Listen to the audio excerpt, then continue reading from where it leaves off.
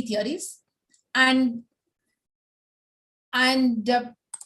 we also will try to understand, before getting into diaspora itself, we try to understand social stratification system in the Indian social structure. How is Indian society is stratified?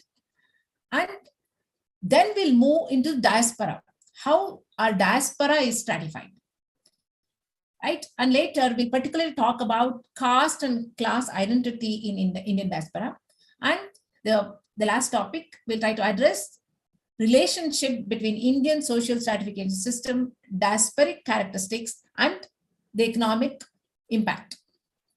And the last 5 minutes or 10 minutes, we try to keep it open for the discussions and the wrapping up. If any of you are interested to share your insights or have questions, or feel to do, right? Is it clear, all of you? So I should understand, Firoz sir, it's all clear? Okay, yes, we'll start with the first topic. First,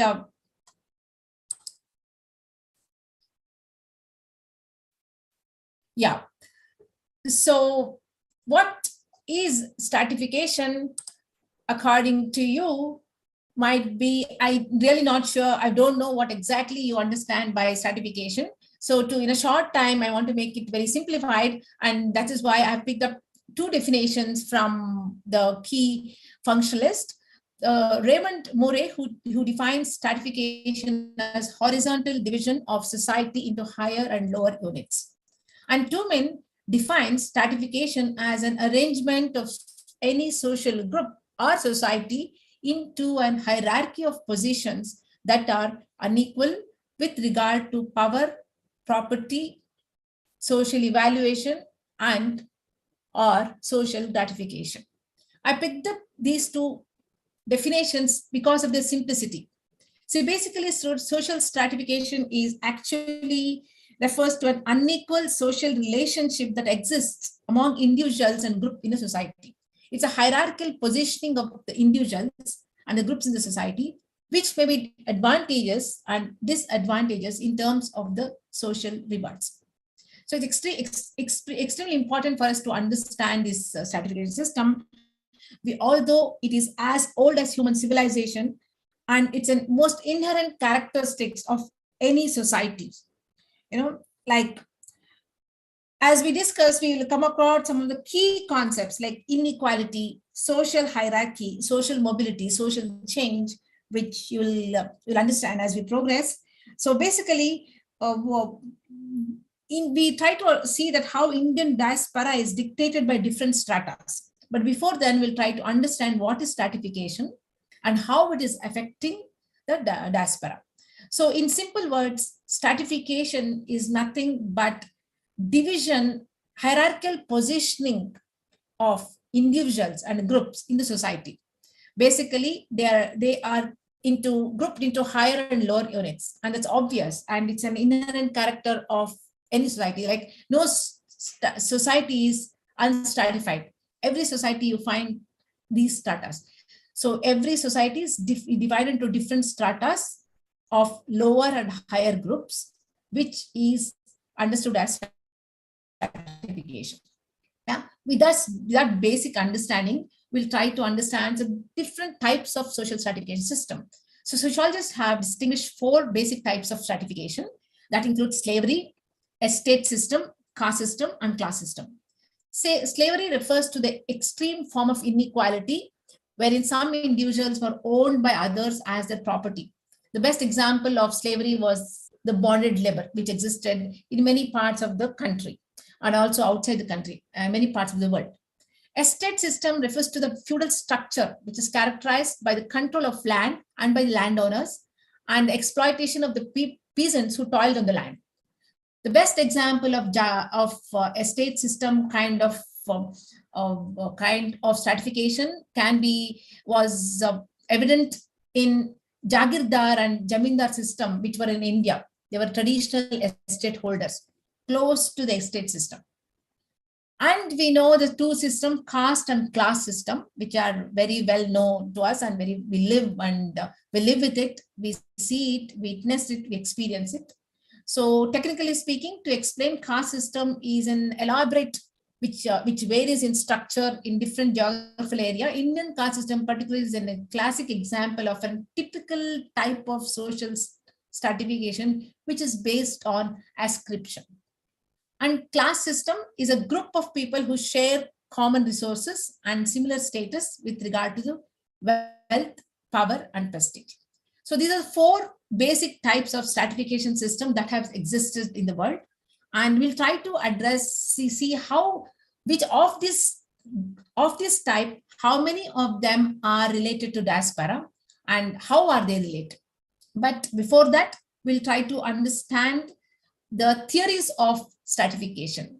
These are the 2 theories of stratification. It is important to understand so that we'll be able to analyze the society in your own way without any help, independently, by using your own thinking hat. See, functionalist perspectives argues that stratification, this division of layers into higher and lower units, is necessary for the functioning of any society. They argue that this is dividing the society into different stratas is desirable because it ensures that important positions are filled by people who deserve it. Like, everyone is not equally intelligent. Like, everybody's IQ, EQ, and SQ, or all Qs are not even, right? Different people have different capabilities and abilities. And so they should be given right roles.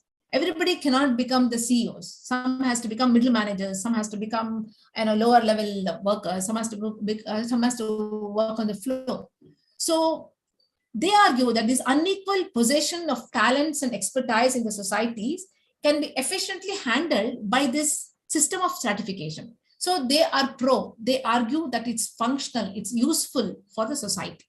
So functionalists are primarily concerned with the functions of social stratifications and its contribution to the maintenance of the society. So they examine how a stratification system help to maintain order and stability of the society, which are essential for the smooth operation of the society. So Talcott Parsons, Kingsley Davis, Wilbert Moore are some of the prominent American sociologists who have developed this functional theory of social stratification. So all you have to remember is that functionalist theory of social stratification tries to see this division of stratas, a division of people in the society as important or essential for the functioning of the society. This is what they view. But if you look at the other theory, the conflict perspective on social stratification, they argue that stratification is not functional at all. Rather, they say that it's completely dysfunctional. These theorists view stratification as a result of a differential distribution of power in the society. That is, this kind of stratifications, division of higher and lower units in the society, leads to coercion, domination, exploitation. This is what happens. These key processes are very much evident in this kind of stratification. And this occurs because of the inequality in society. Why is there inequality? Inequality exists because there is always a shortage of valued resources, and hence there is a struggle for it. And those individuals with power exploit the powerless in the competition for the resources. So stratification, in their language, in their perspective, limits the opportunities of the weaker and the less privileged groups in the society. So they are of the view that those people in the power exploit the powerless and continue to dominate. As a result, the less privileged sections of the society are always under the disadvantaged position, and it is not beneficial to them. So unlike the functionalist scholars, conflict theories regard stratification as divisive and not an integrative structure. Okay, this was in a nutshell a brief about 2 key perspectives to understand stratification. I feel it's very important for you to be able to grasp this, digest this before you analyze any society, which also includes diasporic society. Right? With that note, we go to the next session, next theme, sorry. So that calls for us to understand stratification system in Indian social structure. And students, like if you have any doubts, please just raise your voice, and you may cut, cut cut across and make some signs so that your questions is taken, and we'll try to address it then and there. Or if not, you can just hold on to the end of the class, and we may as well address it at the end. Yeah. So while we understood these two perspectives, it's also important to understand the stratification of Indian social structure. See, who are those diaspora who are living across the world? They are the Indians, right? They were once upon a time a part of an Indian society. So it's important to understand the Indian social structure before we understand the diaspora.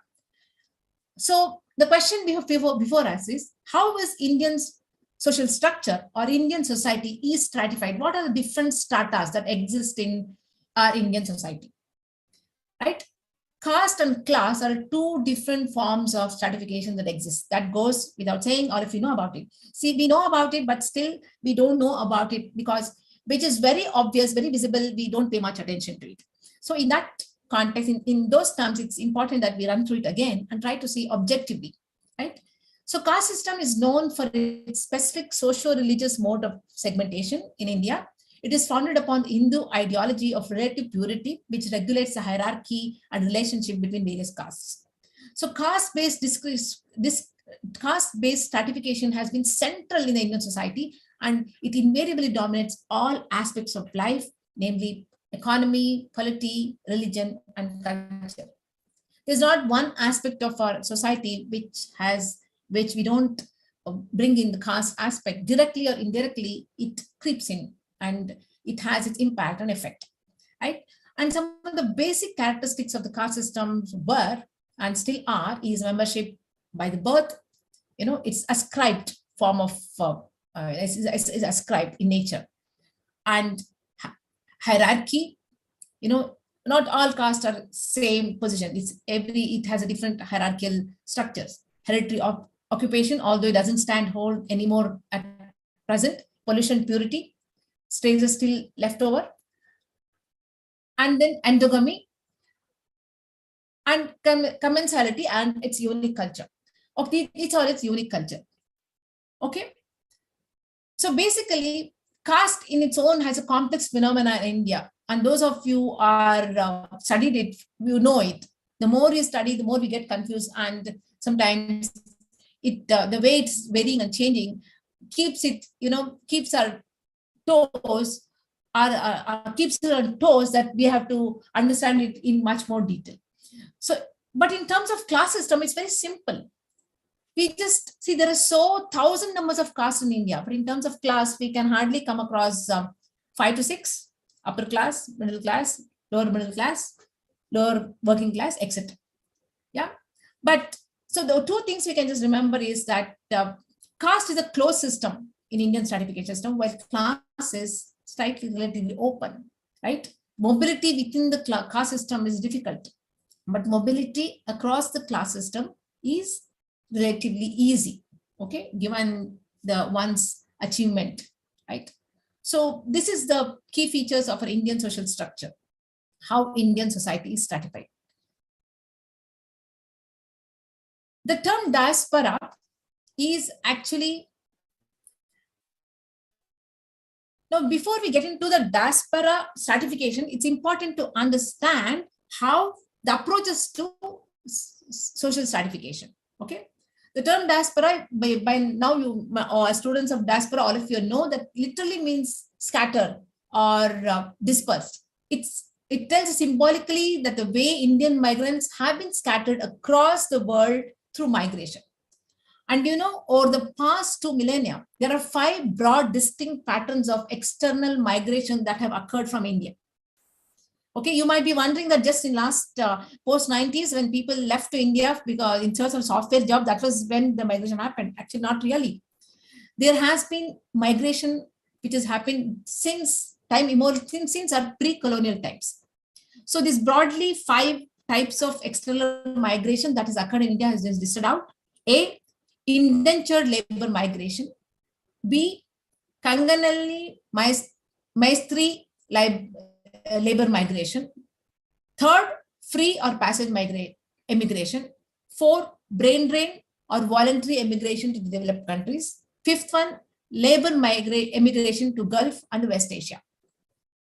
Please remember, while these first three forms of the migration that happened from India to outside India to other countries were a consequence of a colonial rule. But the last two forms of migration were the result of the post-colonial socio-economic development in India. Yeah.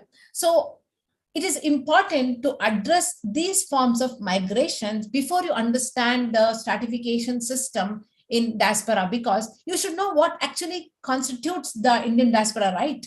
Who were actually the constituents of India diaspora present, right? So it is these five distinct patterns of external migration that occurred from India since time immemorial, right? And let's go to understand each of these systems in a nutshell, right? Indenture system was based on contract, and the immigrant was bound to working with the employer for 3 to 5 years in terms of specific age, for specific wages. Indenture labor migration system in India, it began in 1837 and officially ended in 1920. But by then, more than 1.5 million Indians were already shipped to Africa, Asia, and Caribbean countries. And this is where again your mind as a social scientist comes into. Who are those people who comes into picture? That is, you should be asking a question. Who are those people who are shipped? People who were shipped came across varied socio-economic strata. Remember the word strata here. We are using the word stratas. They were not from one particular strata. They were from varied socio-economic strata who entered the indenture labor contracts. And they also included Muslims, religions, Christians, and various caste groups, across caste groups, right? So this was the first most ancient forms of immigration system pattern that took place from India. Roughly around the same period, another system developed, which is known as Kangani or Maistri system. Here, the slight difference between this system, the recruitment pattern under this Maistri or Kangani system were different. This was done by people called Kangani, referring to foremen, and Maistris, referring to supervisors in Tamil language. Okay, these leaders, the Kanganis or the Maistris, directly recruited the migrants from the South India through their networks of their own extended families, kinship, caste group, and the villages. And they were reporting to their colonial bosses of teas, coffee, rubber plantations in Sri Lanka, Malaysia, Burma, etc. So basically, all these workers were sent to these estates to work as laborers, right? While the difference was there was some kind of bonded labor, contract labor system in the indenture system, where in Kangani system, the Kanganis, the foremen or the maestries were accountable to it. They're accountable to everything happened, accountable, and everything happened under their guidance, under their system. So generally, they recruited people from their own caste groups, from their own families, and they would mass deport them, mass migration would happen, and workers would work there. All those people are actually a diaspora. They consider a diaspora, current diaspora in different countries. We'll come to it now. We'll come to it shortly. So as a result, about 5 million Indians, mostly poor Tamils, migrated to different countries. Okay, and these Kanganis and Maistris formed a main link between the management and the labor force. And please note, one of the major reasons for the elaborate emigration from India during the colonial times was the oppressive caste system. Lack of social and economic mobility among the lower castes in India made them to seek better revenues through emigration abroad. And these systems, Kangani system, the Maistri system of contractual labor recruitment, acted as an agency for the mass exodus of unskilled laborers from India. And also, these systems were highly exploitative. And in fact, they were designed deliberately to exploit during the British colonial regime to fulfill the growing demand for labor in various British colonies. The British colonials wanted workers. There was no workers there. And so these systems were used so that the workers were exported to those colonies or to those estates where they were made to work. And so in the process, there's a lot of exploitation occurred because of these two. So diaspora, generally, we have a feeling that diaspora is all these rich people living in the upper middle class or the rich class living in the West. Diaspora, it's not just that. Diaspora also includes many other, it also, once upon a time, it also, those workers who were emigrated and now a part of the country ecosystem, they also form our diaspora. And it's important as a social scientist students, we also have to take note of those people as well. Okay, in that context, we talked about these two forms of emigration. The third emigration is passage emigration, also known as emigration of the trading classes. How did it occur? When did it occur? It was during and after the Second World War. A large number of Gujaratis and Punjabi Indians moved to South Africa, Kenya, Tanzania, Uganda, etc. through the passage emigration. And these were the professional class. And even now, if you go to Kenya or visit any South Africa, especially the African countries, you can find these Gujaratis who still have a firm hold on the business in some of the countries. And they migrated to this passage emigration for their business and other entrepreneurial processes. And they are doing extremely good. And they also form a part of a diaspora, constitute the diaspora. The fourth form of emigration happened through brain drain, which you are all familiar.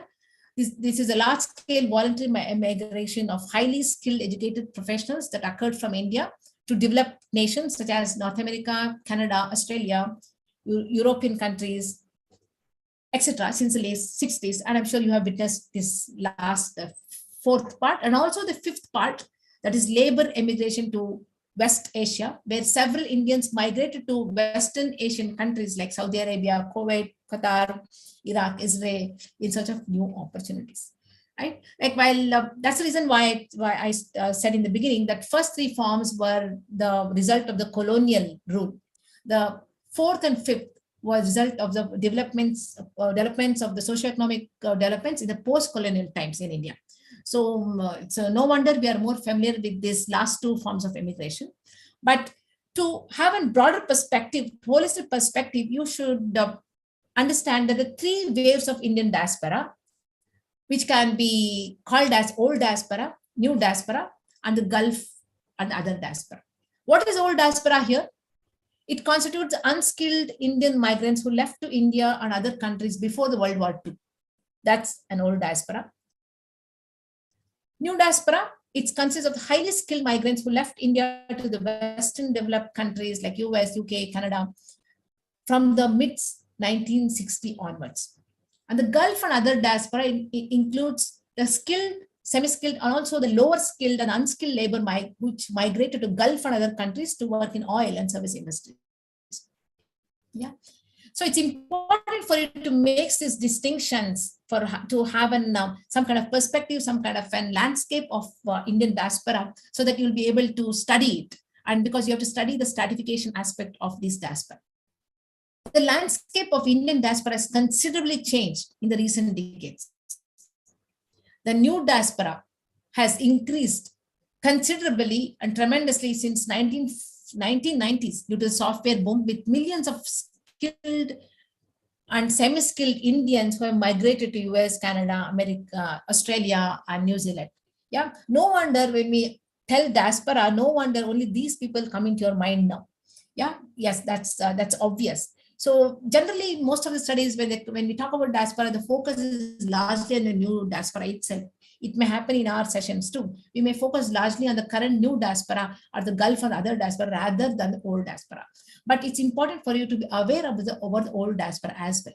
Yeah. So these are the three important waves of Indian diaspora. Yeah. The next question we have is Indian diaspora, caste and class identities in the destination countries. So one question you might have in your mind as a students of diaspora, as diaspora students, as diasporic students, you may have is, does Indian diaspora retain caste class identity in the destination countries? Yeah. So I would not like to run and answer this question. I want you to keep this question in mind, read, understand, experience, read the information and answer it by your own experience. Yeah. However, for this session, based on our research, what we have done, the research of the past work, we may come to some kind of a conclusive answer, but you have to keep this question open so that you will have to revisit it, answer it again, because society keeps changing. That's a beauty of society, and that's a beauty of the role of a social scientist too, right? So, and while doing this, please keep in mind your two perspectives, functionalist and conflict perspectives. Try to use those lenses while understanding it. Yeah, that also will give an exercise, theoretical exercise, and will open up to new avenues and new avenues of thinking. You'll be critically thinking from different perspectives. Yeah. So to go ahead, try to answer this question, whether Indian diaspora retain caste class identity in destination countries, most Indian diaspora are aware about their religion, region, caste-based origins and identities. Okay, they're quite aware about it, and this awareness has perpetuated in their traditional practices, which means that they still have their practices, which they have continued in terms of conducting birth ceremonies, marriages, cremations. So there might be some exceptions who are not doing, but by and large, many of them are still practicing their age-old traditional practices, largely their caste-based and religion-based practices. Yeah. For instance, if you are aware, Sikhs were the early migrants who went and settled in UK and US many years ago, and their Sikh identity is still there. Nobody can erode Sikh identity in these countries, US and UK. In fact, when they ask, when Indian identity comes, the Sikh identity is the one which emerges very strongly and evidently. Yeah, they have been continuing with their religious practices in some way or the other. So Indian diaspora invariably also maintains, besides a religion and a caste kind of identity, it also maintains economic strata, economic identity. The people, Indian diaspora, they have their economic strata and which are deeply hierarchical, which means they are class conscious, which means Indian diaspora is divided into different stratas, which means there are people of all classes living there, and they maintain some kind of an, they are some kind of an gap, or they're conscious about their classes, and it's evident. So diaspora community has a class structure that broadly ranges from poor, middle class, upper middle class. Yeah, it's actually not true that most of them who stay abroad are rich. Not at all.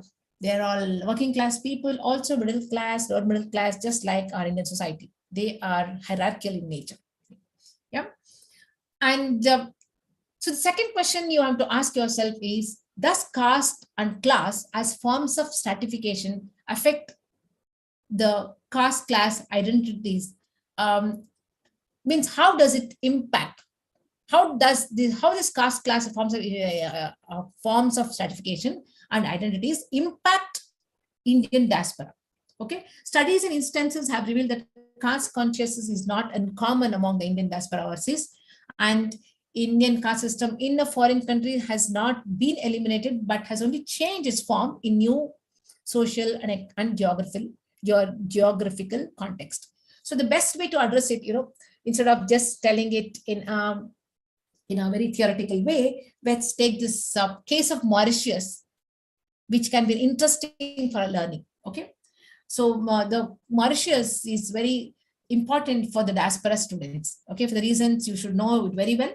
So this Mauritius, we see this traces of caste in Mauritius. That's very interesting. That's why we picked up this case. The predominance of caste system in Mauritius raises several questions over the practice of caste system among the Indian diaspora. Okay, so For those of you who don't know, Mauritius is an independent country since 1968, and it's mainly inhabited by the descendants of Indian indentured laborers. Remember the first type of immigration that happened from India, indentured laborers, contract laborers. So most of them who constitute the Mauritius population are the Indian laborers who went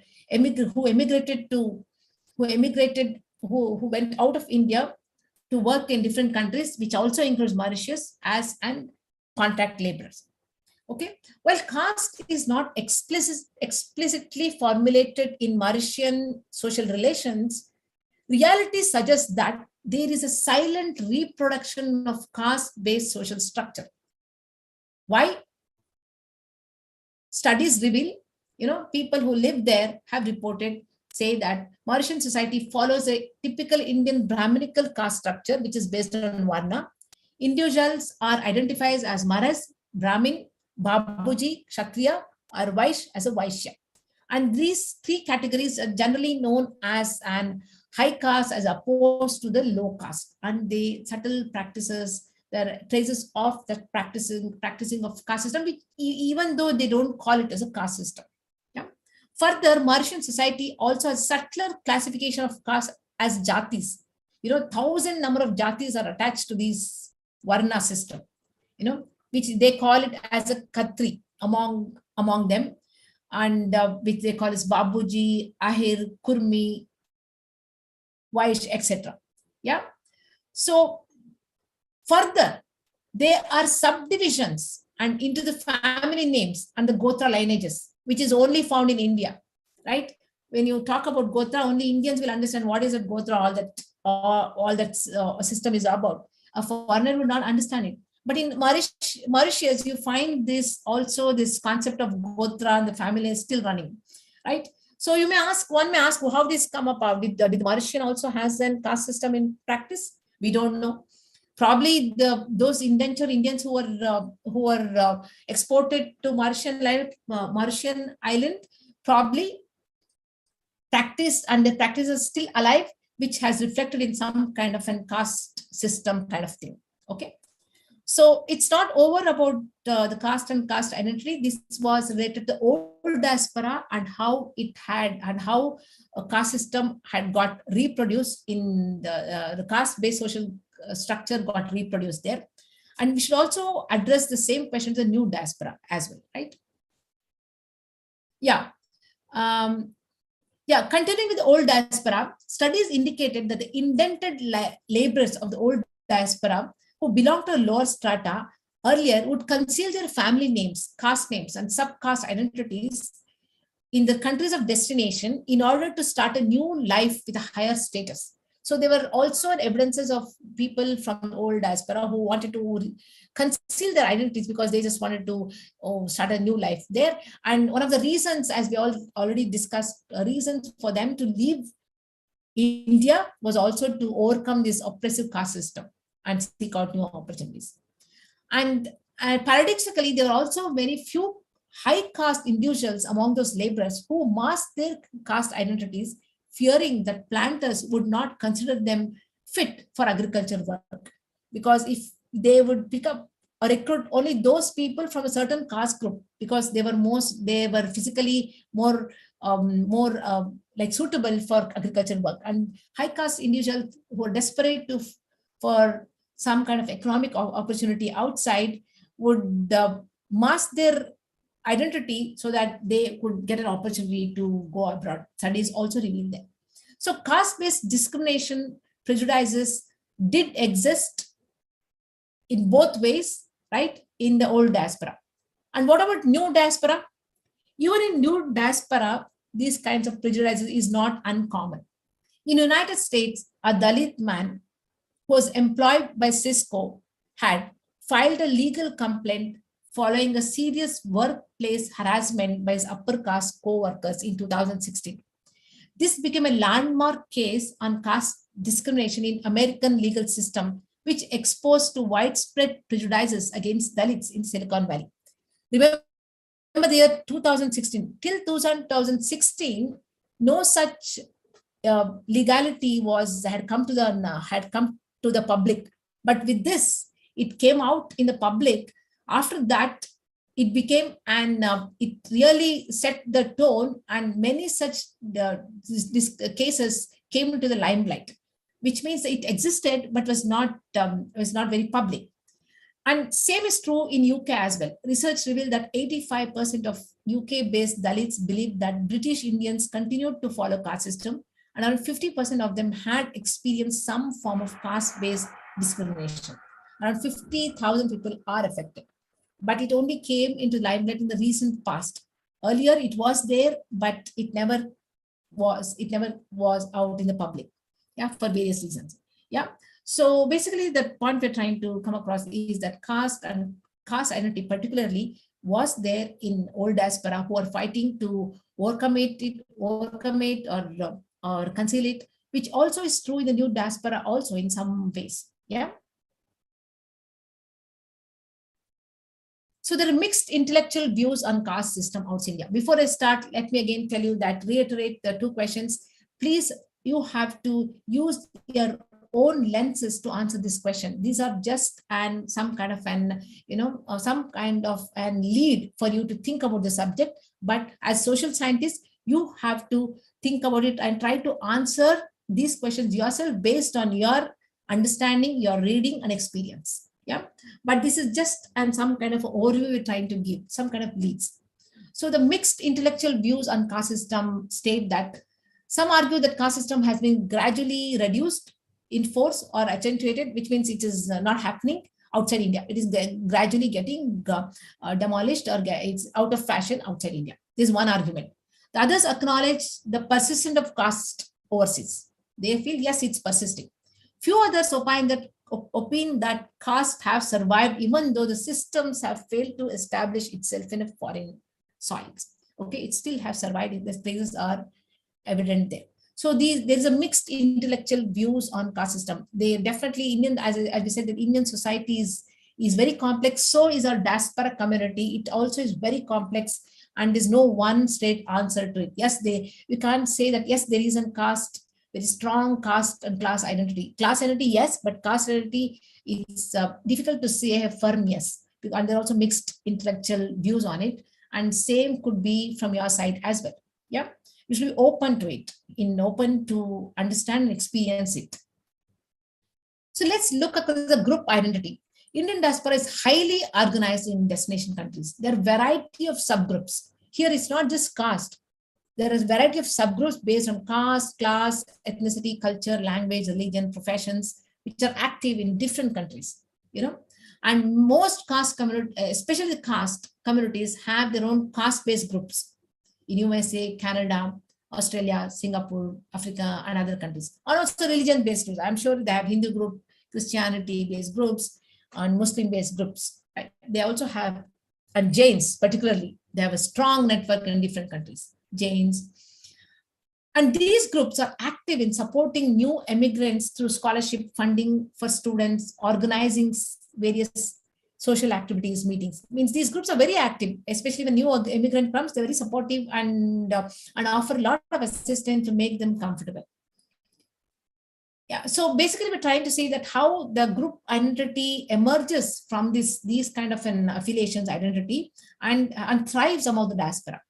And although there is subtle discrimination that exists within these groups, for instance, in the particular caste group there, and we know that there are also subcaste. So there are discrimination within that caste group because based on their subcaste and religion and regional communities, etc., and the region they come from. Despite that, many thousands of immigrants have taken support and have availed benefits from these networks. So I've heard of many of my friends who just use these caste-based networks or religious-based networks and have successfully successfully got their scholarships or got their admissions in different universities in these countries and also settled very well. And these kind of groups have been of a major key platform which have supported them despite the discrimination they experience. Yeah. So basically, we are trying to say that despite the cost consciousness, intercaste marriages and religion consciousness, interrelation marriages among the Indian diaspora are not uncommon. It is there. And as a result of it, there are also emotional and social tensions associated with it, but we cannot negate. So it coexists. There has been discriminations. They are highly caste conscious. At the same time, there are intercaste marriages also taking place among the diaspora, within the group, outside the group, etc. Yeah, this was with regard to the group identity. Yes. Yeah. In conclusion to this caste and class identities, case studies reveal that Indian diaspora is divided on the caste lines, and hence it's not a single monolithic strata or class. So it doesn't mean that one kind of people are live there. Again, there's a complex phenomena where it is heterogenic, and it is very hierarchically divided into caste line. You'll find among the Indians who are living abroad all kinds of people from very different caste background from India. And the best way to address this is that, for instance, the Dalit communities asserting their Dalit identities to protect their interest. So Dalit movement, which was confined to the Indian subcontinent, has broken the national boundaries and serving as interest groups at an international platform in UK and US and other countries. So it is not just anymore limited to Indian Indian subcontinent, but it is traveling across the Indian subcontinent and asserting its identity. So look at the power of this Dalit movement. Yeah. And likewise, Indian diaspora, which is a diverse group, portrays interesting mix of both achieved and ascribed status. While educational and professional achievements of most Indians abroad are a reflection of an achieved status, their caste identities echoes their ascribed identity. Interestingly, people have aware about their both achieved and ascribed status, and echo its identities time and then whenever it suits, according to their will and wish. It's something, it's very personal to any person. So caste and its ideology has been inherent feature of Indian cultural system, and it is argued that the visible and also the invisible presence of elements of caste among the Indian diaspora serves as a markers and protectors of pan-ethnic Indian identity across the globe. So in simple words, what we are trying to say is that what is unique among the Indians is this caste aspect. Okay, that also is there present among the diaspora aspect. It gets reflected, sometimes visible, sometimes it's visible, sometimes it's invisible. That actually makes an pan-ethnic Indian identity across the globe. Yeah. So now the last part of our discussion, that is Indian social stratification system, diasporic characteristics and economic impact. We're trying to understand the relationship between all of them. So to briefly, Indian diaspora with more than 17.5 million people comprise 6.4% of migrant population, and they constitute the largest in the world according to the UN reports, and they're spread in more than 146 countries, which includes United States, UK, Canada, Australia, Singapore, Maldives, Central Asia, Africa, South America, Asia Pacific region, Southeast Asia, etc. So demographically, culturally, and socially, they reflect the heterogeneous, diverse social group from the Indian soil. So they're rich. They are not they're one homogeneous group. This diaspora is continuously involved in India's development through the remittances and economic investment, besides lobbying for India in international politics and promoting Indian culture abroad. So NRI remittance is close to $69 billion, which is an invaluable contribution to Indian socio-economic development. And they're also acting as an active agents of change, facilitating and accelerating industrial development and boosting international trade. The new diaspora particularly is known for the success stories in business, entrepreneurship, innovation, science and technology, art, medicine, etc. And the success of Indian diaspora in Silicon Valley and their contributions to the growth of IT industries has been globally recognized, and everybody knows it, and you can't understate it, right? And India's experience with the IT industry can be cited as a one classic example of the best instances of diaspora-induced development. And it's also not an, it's also very correct to say that Indian diaspora shares a very symbiotic relationship with Indian IT industries, both reinforcing each other. In a way, most of our diaspora, the new diaspora constitute the IT professionals. So they're reinforcing each other, IT industry, reinforcing diaspora, and the diaspora also actually strengthening the IT industry, either way, both of them. So the success of success of the Indians abroad, namely Satya Nadella, Sudhir Pichai, Sabir Bhatia, and many of them shows that how Indian diaspora have acted as a catalyst in global IT industries and how they have contributed, and they are actually enriching the diaspora in general. You know, the Indian diaspora is coming to the limelight largely because of these contributions of these people. In the recent years, Indian entrepreneurship in the United States, UK, African countries also has received considerable attentions. Yeah, and which is accelerating business relationship between both India and other countries. And Indian leadership in business, trade, and commerce was evident among the old diaspora in the old diasporic countries in South Africa, Uganda. You know, it's not just in US and UK. You can see that Indian business and leadership evidences even in the South African countries, South African countries as well. So this has branded Indian diaspora as a source of well-educated and hard-working professionals. And overall, Indian diaspora has contributed to the success and development of India in the platform. And coming to the question we have to address is how the majority of Indian diaspora population represent the upper middle class and the upper caste and middle caste background until very recently. But in the recent years, the new diaspora population also includes individuals from lower caste and caste class segments of the Indian society. And this is possible largely due to the scholarships facility and access to resources and exposure to the education, etc.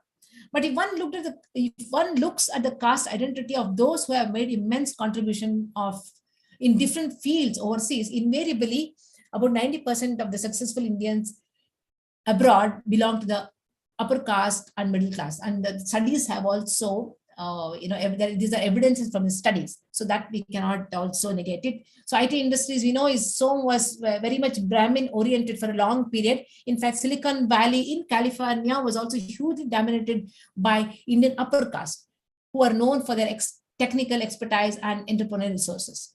So this kind of interplay of caste, class, and religion in India is a complex phenomenon, and it is reflected in diaspora, although invisible in the global stratification system. So despite the multicultural identity and heterogeneous nature of diasporic population, one cannot negate their immense contribution to Indian socio-economic and cultural development as one homogeneous group, that is Indian diaspora. So just to quickly wrap up, all of you still around, I guess. So we understand that almost all societies are stratified according to wealth, power, and prestige. And broadly, we have 4 systems of stratification, namely slave society, estate society, caste society, and class society. And we also talked about 2 major theories of stratification, namely functionalist theories and conflict views. While the functionalist theories view stratification as functional and inevitable to society, conflict theories views stratification as dysfunctional and not functional to society. Caste and class are 2 different forms of stratification that exist and are deeply entrenched in Indian social structure. The interplay of caste and class in India is also reflected in diaspora through obscured and invisible, although it's obscured and invisible in global stratification system. And there are 5 different patterns of external migration that occur from India, that is indented labor migration, Carnegie and Mitre system, free or passenger migration, brain drain, and labor immigration to the Gulf and the West Asia.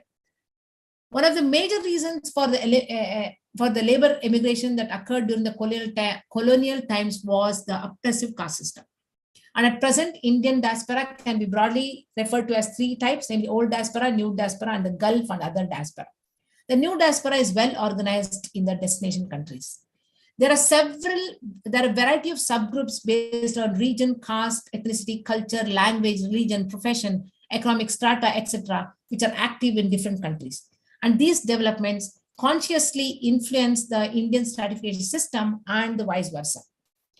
Despite the multicultural identity and heterogeneous nature of the Indian diasporic population, their contributions to Indian socioeconomic and technological development as and one homogeneous group stands tall. Now, with this note, I would like to conclude this session. I would be happy to take any questions or to share your perspectives. Sir, you can share your perspective. No, it's thank you, ma'am. But let the students know what they want. Oh, sure. Yeah, we have 5 minutes time. Yes, Sana, you may speak. Yeah, hi, ma'am. Yeah, hi. Yeah, thank you for such a lovely presentation and information. Yeah, so I'm just thinking, what is the role of language in this whole discussion and whole discourse of Indian diaspora? Because if we see in India, we have Southern languages, we have North Indian languages. So I believe when they cross the international border, do they carry this language-based identity or region-based identity? If so, then how they overcome and how they make this pan-India identity? Yeah, Thank very you. good, very, very good question, Sana. Yeah, actually, in the interest of time, I didn't get in details of this language-based stuff. Actually, two ways to answer this question. See, when we say caste group, right? Caste group, and we thought invariably these caste groups again are the particular caste group speak the same language. Automatically, these caste groups are driven by the one particular language group. Yeah, so in that way, their that's how they push their identity, and it becomes stronger. Yeah, see, for instance, Tamil identity is so strong in Western countries, right? Because of the language. That is one way of answering trying to answer the question, saying that because their linguistic identity is what is actually making them strong, making them be together, making them as a powerful platforms or interest group among them. See, like, okay, he speaks the same language. Let me give you give reference to him, or you recruit that person who knows your language, because you are your country cousin and you share the same linguistic identity. But another broader thing I thought you were trying to ask is that what is the role of language? There's one language which is holding all this diaspora together. In my understanding, I think English is the one which is holding together rather than Hindi. Okay. To understand in a macro way, somewhere I think English language is what is actually holding us together, whether we like it or not.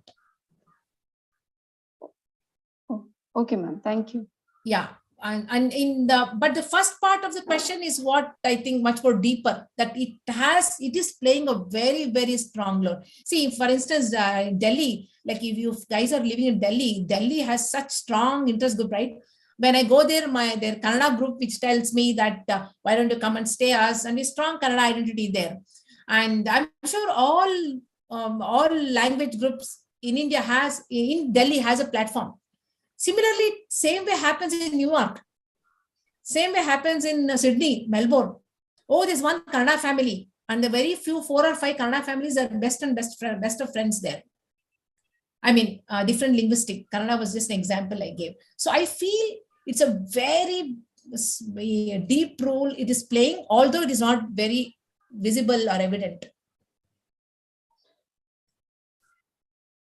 Ma'am, I'm just thinking, is there language-based organization as well to hold the diasporic community in abroad, in UK, USA, or in other countries? Yeah, may I know your name? Is it the same Sahana there? Yeah, yes, ma'am, Shahana. Yes. Yeah, Sahana. Sahana, yeah, I think that is what we try to answer in the first part of the question, that the most of the caste-based platform are driven by a particular language. See, tell me what you just try to understand. See, caste is a form of stratification, right? What is the important feature of the caste? They have a common language, at least roughly. Ma'am, what I understood when we talk about caste, there are different castes in Hinduism. Then when we talk about Indian Muslims, we also have different castes.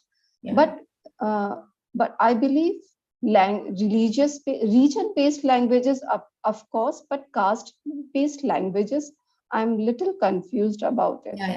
Okay, region-based caste, which is located in particular region, normally have a common language, unless until now people have migrated and they have different languages picked up. If they are from the same region, then they're likely that they have a common language. So basically, to simplify it, many of the caste-based groups are driven by a particular language. Okay, but which will take care of the language.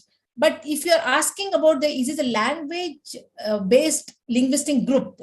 Okay, some call it as caste-based group, some call it as a language-based group. That's all I'm trying to say. But if you dig into, although outside it looks like a language-based group, if you dig it, actually, if you dig it, go a bit deeper, there are evidences of caste which is holding them together. We are just trying to address the same thing. So what you say as caste-based group is actually /language-based group as well. Okay, but broadly, I think language-based group is much more broader, because within that language, it also includes different castes. For instance, Punjabi has as a regional language, as a regional language group, attracts a lot of people abroad, right? But within Punjabi, there are different castes. But all of them come together into one, that Punjabi language-based group. Yes, based group, right? Yes, ma'am. Yeah, I hope you get it. Yeah, thank you. So this was broader. Yeah, linguistic-based group is much more broader than the caste-based groups. But deep in the linguistic base, there's a caste lines also hidden. That is what we are trying to say. Thank you, ma'am. Yeah, nice, Sana. Very interesting questions. Thanks for sharing. Thank you.